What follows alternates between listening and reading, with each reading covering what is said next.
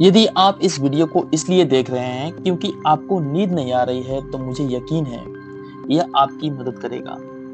जब मुझे नींद ना आए तो मैं कुछ बड़े फिजिक्स प्रॉब्लम पर विचार करने लगता हूँ। उनमें से कुछ तो मैं दशकों से अपने दिमाग में घुमा रहा हूँ। तो यहाँ है मेरी पर्सनल टॉप 10 फिजिक्स पैराडॉक्सेस और अनसॉल्व प्रॉब्लम्स की लिस्ट। चलिए शुरू करते हैं नंबर 10 से। नंबर 10 पर है हमारा बोल्ट्जमैन ब्रेन पैराडॉक्स। यह एक ऐसी विचित्र और दिमाग हिला देने वाली कॉस्मोलॉजिकल पहेली है जिसका नाम है बोल्ट्जमैन ब्रेन पैराडॉक्स। कल्पना कीजिए, ब्रह्मांड की अंतिम सांस में जब सब कुछ ठंडा और खाली हो जाएगा तो अचानक कहीं से एक दिमाग उभर आएगा। जी हाँ, यह आपका दिमाग हो सकता है। यह बिल्कुल वैसा ही जैसा अभी आप सोच रहे हैं कि यह क्या बकवास है।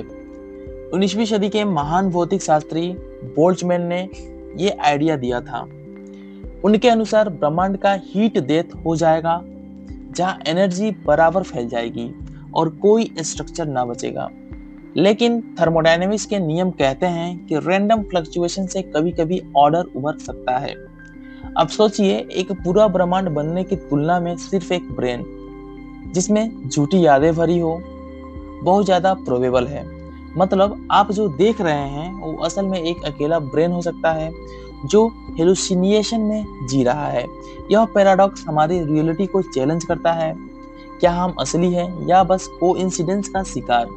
कमेंट करके आप सभी लोग बताइए कि आप लोग क्या सोचते हैं इस पैराडॉक्स के बारे में। नंबर 9 पर है हमारा पैराडॉक्स जिसका नाम है व्हाई रियल नंबर्स। कल्पना कीजिए, ब्रह्मांड की सबसे एडवांस थ्योरी जिसका नाम है क्वांटम मैकेनिक्स कॉम्प्लेक्स नंबर पर टिकी हुई है। वो नंबर्स जिनमें रियल पार्ट के साथ साथ इमेजिनरी पार्ट भी होता है और जिनको हम √-1 यानी आई के फॉर्म में इस्तेमाल करते हैं। लेकिन फिर भी जो कुछ हम देखते हैं, मापते हैं, ऑब्जर्व करते हैं वो हमेशा सिर्फ रियल नंबर्स ही क्यों? पोजीशन, वेलोसिटी, एनर्जी सब रियल है। ये क्या सर्कमस्टांस है? जैसे क्वांटम थ्योरी हमें इमेजिनरी वर्ल्ड का एक हिस्सा छिपा रही हो जो असल में रियलिटी का राज हो सकता है। क्या यह कोई डीपर रीजन है, जैसे यूनिवर्स का कोई सिमेट्री ब्रेक, या फिर हम अभी भी वो टूल्स नहीं बना पाए हैं जो इमेजिनरी पार्ट को कैच करे? ये पैराडॉक्स साइंटिस्ट को दशकों से कुरेद रहा है। क्या हमारी रियलिटी अधूरी है? आप इस पैराडॉक्स के बारे में क्या सोचते हैं? कमेंट कर अपना व्यू जरूर दीजिएगा। नाउ नंबर 8 पर है हमारा पैराडॉक्स जिसका नाम है black hole information loss paradox. आप कल्पना कीजिए, क्वांटम फिजिक्स का सबसे पक्का नियम कहता है कि इंफॉर्मेशन कभी नष्ट नहीं हो सकता है, वो हमेशा बरकरार रहती है जैसे कोई अमर किताब। लेकिन ब्लैक होल, वो तो सब कुछ निकल जाते हैं और बाहर सिर्फ हॉकिंग रेडिएशन उगलते हैं जो पूरी तरह रैंडम है, बस तापमान बताने वाली। अगर आपकी फेवरेट बुक या कोई चीज ब्लैक होल में गिर गई तो वो हमेशा के लिए गायब हो जाएगी। कोई ट्रेस नहीं, कोई डेटा नहीं। तो क्या या तो क्वांटम थ्योरी गलत है या फिर ब्लैक होल के बारे में हमारी समझ ही उल्टी है। स्टीफन हॉकिंग ने यह सवाल खड़ा किया था और आज भी साइंटिस्ट इसे सॉल्व करने के लिए सिर खपा रहे हैं कि क्या इंफॉर्मेशन कहीं छिपी है या यूनिवर्स का कोई बड़ा राज है। कमेंट्स में आप सभी लोग इस पैराडॉक्स के बारे में भी अपना व्यू जरूर दीजिएगा। नाउ नंबर 7 पर आती है हमारी पैराडॉक्स जिसका नाम है क्वांटम ग्रेविटी पैराडॉक्स। अब हम कूदेंगे क्वांटम फिजिक्स और ग्रेविटी के बीच की उस जंग में जहां दोनों थ्योरीज आपस में टकरा रही हैं। क्वांटम ग्रेविटी पैराडॉक्स जिसका नाम है, कल्पना कीजिए, क्वांटम मैकेनिक्स का सबसे कूल फीचर यह है कि पार्टिकल्स एक साथ दो जगहों पर हो सकते हैं जिसको हम लोग सुपरपोजिशन के नाम से जानते हैं। जैसे श्रोडिंगर की बिल्ली जिंदा और मरी दोनों हो सकती है एक ही समय पे। लेकिन अब सोचिए, उस पार्टिकल का ग्रेविटेशनल फील्ड क्या करेगा? लॉजिक कहता है कि अगर पार्टिकल दो जगह है तो उसका ग्रेविटी फील्ड भी दो जगह फैलना चाहिए। लेकिन आइंस्टाइन की जनरल रिलेटिविटी वो तो बिल्कुल मना करती है। ग्रेविटी फील्ड सिंगल, स्मूथ और कवर्ड स्पेस टाइम पर चलता है, क्वांटम जैसा जंपिंग नहीं। तो क्या या तो ग्रेविटी क्वांटम नहीं है, मतलब क्वांटम थ्योरी ग्रेविटी को हैंडल नहीं कर पाती, या फिर पार्टिकल्स के ग्रेविटी फील्ड उनके साथ नहीं चलते, जो बकवास लगता है। स्ट्रिंग थ्योरी या लूप क्वांटम ग्रेविटी जैसे आइडियाज इसे सॉल्व करने की कोशिश कर रही हैं, लेकिन अभी तक कोई फाइनल आंसर नहीं आया है। ये पैराडॉक्स हमें बताता है कि यूनिवर्स का सबसे बड़ा राज क्वांटम और ग्रेविटी का मिलन अभी भी अधूरा है। कमेंट्स में आप लोग बताइए कि आप लोगों को क्या लगता है कौन सा साइड जीतेगा। अब हम बात करने वाले हैं हमारे 5वें नंबर के पैराडॉक्स, जिसका नाम है कॉम्प्लेक्सिटी और इमरजेंस। जहां हम खंगालेंगे कॉम्प्लेक्सिटी और इमरजेंस की उस रहस्यमय दुनिया को जहां सिंपल रूल्स से उभरती है अनप्रेडिक्टेबल मैजिक। लेकिन यह इमरजेंस पैराडॉक्स क्यों है? कल्पना कीजिए, एंट्स का एक छोटा सा कॉलोनी हर एंट फॉलो करती है सिर्फ 3 रूल्स। फॉलो द फेरोमोन, अगर ब्लॉक आए तो ड्रॉप फेरोमोन और रैंडम वॉक, बस इतना ही।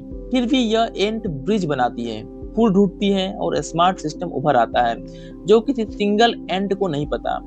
यही इमरजेंस है। कॉम्प्लेक्स सिस्टम में पार्ट्स के इंटरेक्शन से नई प्रॉपर्टीज जन्म लेती हैं जो पार्ट्स में अकेले नहीं दिखती। यह इमरजेंट प्रॉपर्टीज कांस्टेंट लगती है लेकिन चेंजिंग भी, प्रेडिक्टेबल इन प्रिंसिपल लेकिन अनप्रेडिक्टेबल इन प्रैक्टिस, इनएविटेबल लेकिन सरप्राइजिंग। जैसे ब्रेन के न्यूरॉन से कॉन्शियसनेस उभरती है, कोई न्यूरॉन को नहीं पता फिर भी हम सोचते हैं। क्या यह यूनिवर्स का तरीका है कॉम्प्लेक्सिटी क्रिएट करने का या कोई डीपर लॉ? साइंटिस्ट कहते हैं कि यह पैराडॉक्स हमें बताता है कि रिडक्शनिज्म फेल हो जाता है। नाउ अब हम बात करते हैं हमारे 4 नंबर के पैराडॉक्स का, जिसका नाम है द ग्रैंडफादर पैराडॉक्स। यहाँ हम डाइव करेंगे टाइम ट्रेवल की सबसे क्लासिक और ब्रेन ट्विस्टिंग पहेली में, जिसका नाम है ग्रैंडफादर पैराडॉक्स। कल्पना कीजिए, आप टाइम मशीन में सवार होकर 19वीं सदी पहुंच जाते हैं और गलती से या जानबूझकर अपने दादाजी को मार देते हैं इससे पहले कि वो आपकी दादी से मिले। अब क्या? आपके पिताजी कभी पैदा ही नहीं होंगे, मतलब आप भी कभी जन्म नहीं लेंगे। तो फिर आप टाइम मशीन में कैसे पहुंचे? यह लूप कहां से टूटेगा? यह पैराडॉक्स 1943 में रेना बरेज का आइडिया था, जो बताता है कि बैकवर्ड टाइम ट्रेवल कैजुअलिटी को चैलेंज करता है।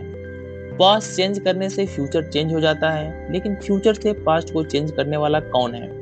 क्या यूनिवर्स सेल्फ कंसिस्टेंट है, जैसे नोविकोव सेल्फ कंसिस्टेंसी प्रिंसिपल कहता है, या मल्टीवर्स में ब्रांचेस बन जाते हैं, या फिर टाइम ट्रेवल इम्पॉसिबल है?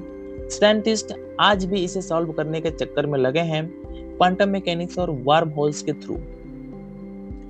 अब तीसरे नंबर का हमारा पैराडॉक्स है, जिसका नाम है द एरो ऑफ टाइम। यहाँ पर हम खोजेंगे समय की उस एक तरफा दिशा की रहस्यमय दुनिया को, जिसका नाम है एरो ऑफ टाइम। कल्पना कीजिए, आपका कॉफी मग टेबल से गिरता है और चूर चूर हो जाता है, लेकिन कभी वो टुकड़े खुद से जुड़कर उछलकर टेबल पर वापस नहीं आते। क्यों? क्योंकि समय हमेशा आगे की तरफ बहता है, पास्ट से फ्यूचर की तरफ, जैसे कोई अनदेखी तीर।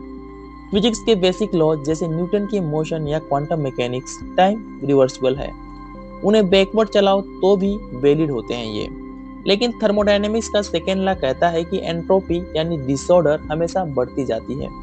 यूनिवर्स का बिग बैंग लो एंट्रोपी स्टेट से शुरू हुआ और अब हाई एंट्रोपी की तरफ जा रहा है, जो टाइम को फॉरवर्ड पुश करता है। लेकिन पैराडॉक्स इसमें यह है कि क्या ब्लैक होल्स या क्वांटम इफेक्ट इस एरो को उल्टा कर सकते हैं, या ये हमारी कॉन्शियस का इल्यूजन है? आर्थर एटिंगटन ने इसे नाम दिया था और आज भी साइंटिस्ट इसे सोल्व करने के चक्कर में हैं। ना सेकेंड पैराडॉक्स है हमारा, जिसका नाम है बहुत ही फेमस, जिसका नाम है श्रोडिंगर कैट पैराडॉक्स। यहाँ हम क्वांटम मैकेनिक्स की सबसे आइकॉनिक और ब्रेन फ्रीजिंग पहेली, जिसका नाम है श्रोडिंगर कैट पैराडॉक्स, के बारे में जानेंगे। कल्पना कीजिए, एक बिल्ली को बॉक्स में बंद कर दिया जाता है, साथ में एक रेडियो एक्टिव एटम, काउंटर और पॉइजन उसी बॉक्स में डाल दिया जाता है। अगर एटम डिके करे तो पॉइजन रिलीज होकर बिल्ली को मार देगा, लेकिन क्वांटम थ्योरी कहती है कि एटम सुपरपोजिशन में है, दैट मींस कि डिके स्टेट में भी है और नहीं भी है। तो बॉक्स खोलने तक बिल्ली भी दोनों स्टेट में होगी, दैट मींस जिंदा और मरी एक साथ हो सकती है। यह 1935 में एरविन श्रोडिंगर ने बताया था, ताकि क्वांटम के ऑब्जर्वेशन प्रॉब्लम्स को हाईलाइट करें। क्या रियलिटी ऑब्जर्वर पर डिपेंड करती है? कोपेनहेगन इंटरप्रिटेशन कहता है हाँ, लेकिन मेनी वर्ल्ड थ्योरी कहती है ना। हर पॉसिबिलिटी अगर यूनिवर्स बनाती है। यह पैराडॉक्स हमें चैलेंज करता है, क्या हमारी वर्ल्ड भी सुपरपोजिशन में है? आप सभी लोग कमेंट करके इस फेमस पैराडॉक्स के बारे में अपने व्यू कमेंट में जरूर बताइएगा कि क्या कैट जिंदा है या मर गई। नाउ फर्स्ट वन है जो मुझे भी सबसे ज्यादा इंटरेस्टिंग लगता है। इस पैराडॉक्स का नाम है द ट्रांसपोर्टर पैराडॉक्स। इसमें हम झांकेंगे साइंस फिक्शन की उस डरावनी लेकिन दिमाग हिला देने वाली पहेली में जिसका नाम है ट्रांसपोर्टर पैराडॉक्स। कल्पना कीजिए स्टार ट्रेक स्टाइल ट्रांसपोर्टर में आप घुसते हैं और आपका पूरा body atom by atom scan हो जाता है, डीअसेंबल होता है और लाइट स्पीड पर दूसरी तरफ रीअसेंबल हो जाता है। लेकिन रुकिए, क्या वो जो उधर खड़ा होकर मुस्कुरा रहा है वाकई आप ही हैं या फिर ओरिजिनल? आपको तो मार ही दिया गया और बस वह एक परफेक्ट क्लोन है जिसमें आपकी यादें, पर्सनैलिटी सब कॉपी हो गई है। यह पैराडॉक्स पर्सनल आइडेंटिटी को चैलेंज करता है। कॉन्सिनेंस क्या है, सोल कहाँ जाता है, या यह सब सिर्फ ब्रेन के न्यूरल पैटर्न्स का खेल है? फिलोसफर जैसे डेरेक पारफिट कहते हैं आइडेंटिटी एक इल्यूजन है, लेकिन क्या आप ट्रांसपोर्टर में चढ़ोगे जानकर कि आप मर जाओगे? साइंस आज नैनोटेक और क्वांटम कंप्यूटिंग से इसे रियल बनाने के करीब है। कमेंट्स में बताओ आप सभी लोग कि तुम ट्रांसपोर्टर यूज करोगे या नहीं। वीडियो अच्छा लगा हो तो लाइक कीजिएगा, शेयर कीजिएगा, सब्सक्राइब करना ना भूलिएगा।